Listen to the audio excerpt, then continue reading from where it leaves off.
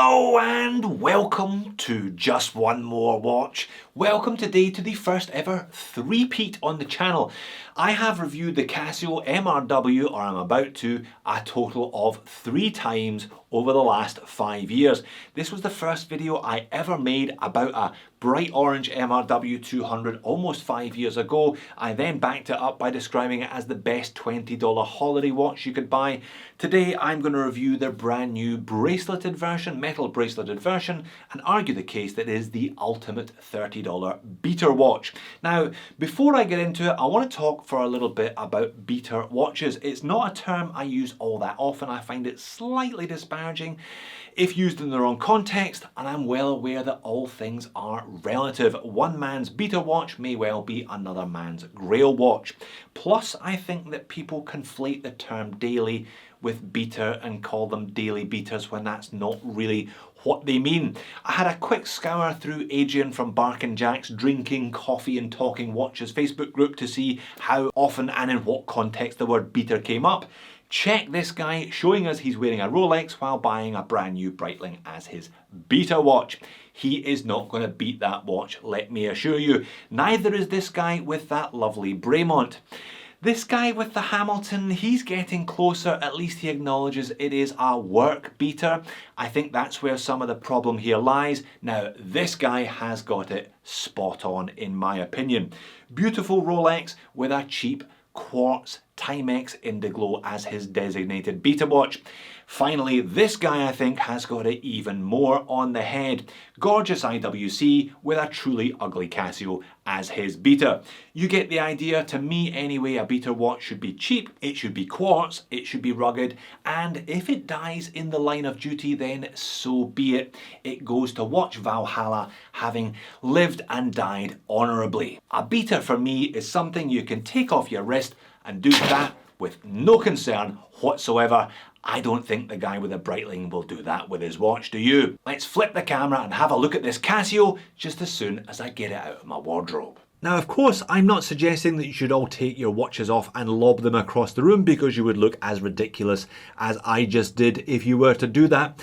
I am merely illustrating the point that people often refer to something as a beater where they're not really prepared to beat it, whereas this, I have absolutely no hesitation in beating. In fact, all of the watches that I would choose to beat in inverted commas are under $100 and have the word Casio printed on them somewhere. So this one, the thumbnail says $30. In fact, if you're going on eBay, this is $28. eBay seems to be the place to be. I will leave a link to this one in the description of the video. That's where I got mine. I paid just over 40 Aussie for it.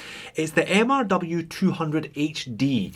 Brand new on an all-metal bracelet, previously only available on a resin band. That's the ones that I had reviewed previously, so I thought it was high time for a re-review.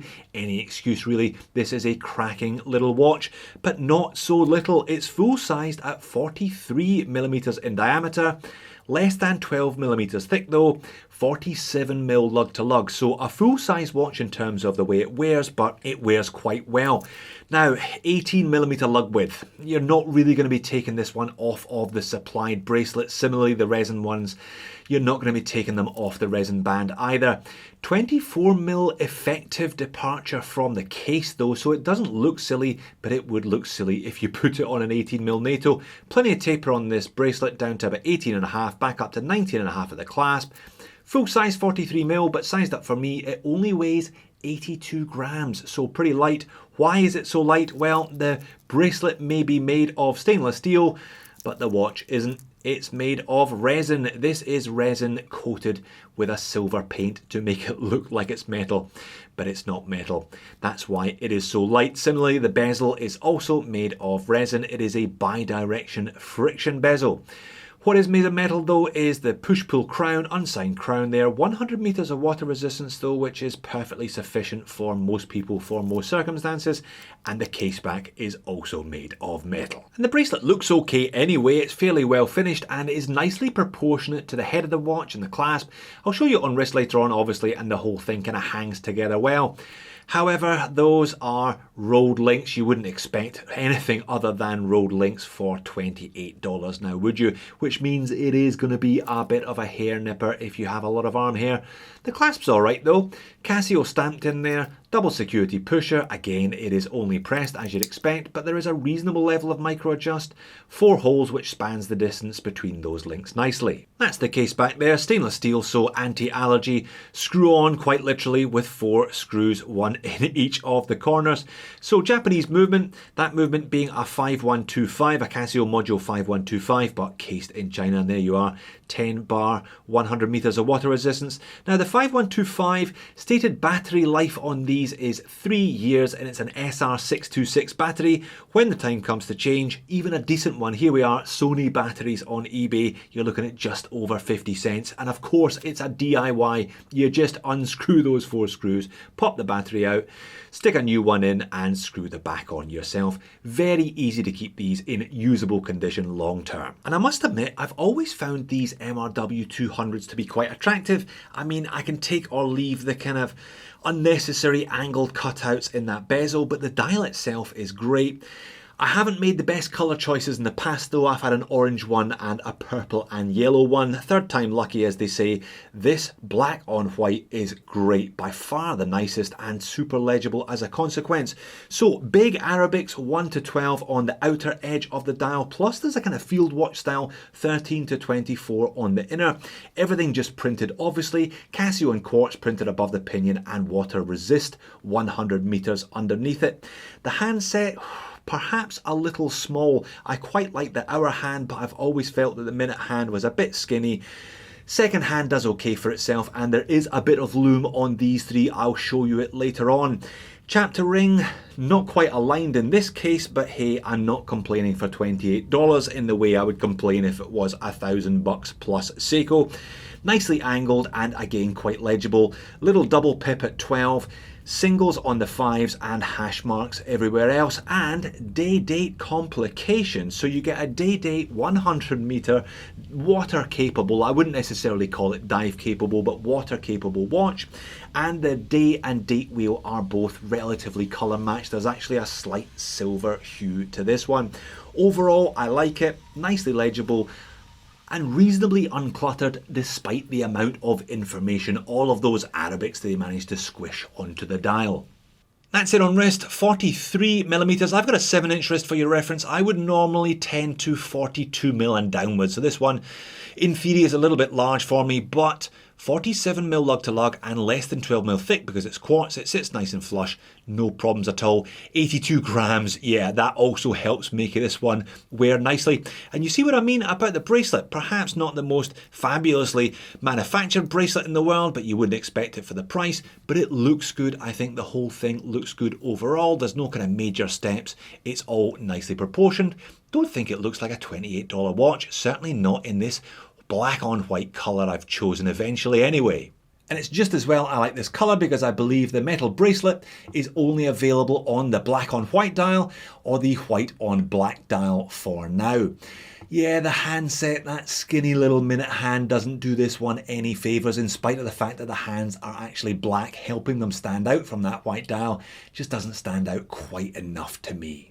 Looks good outside though. They refer to this crystal as acrylic crystal, so not mineral but acrylic, i.e. it's a bit of plastic. In my experience of these 200s, a bit of polywatch helps clean that up no end. So if you are using this one for rough work, for the garden or in your garage, etc, etc, a bit of polywatch will help clean up that crystal, no problems at all. Don't expect any anti-reflective treatment though for your $28. That's it on wrist. Perhaps it's not going to win any beauty competitions, but it does have a kind of purposeful look, and that is what you want from a beater. Down the wrist shot you can see, yeah, nice and slim, nice and compact. But at $28, surely I have a lengthy moans and niggles list, and yeah, there are a few things that I'm going to complain about. I think you have to frame your expectations though when you buy a watch for less than $30. You're not going to get everything.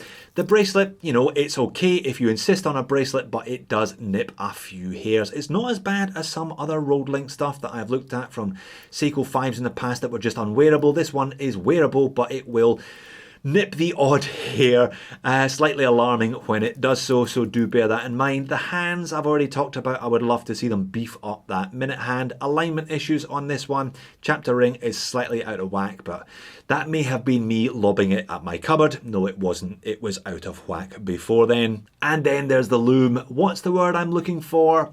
rubbish. That's the word I'm looking for. This is fresh batteries in my UV torch, and it looks okay initially. There's none on the dial, just on those three hands, but as soon as I crank the speed up, they pretty much disappear. 10 minutes into my 20-minute test, you can't see them at all.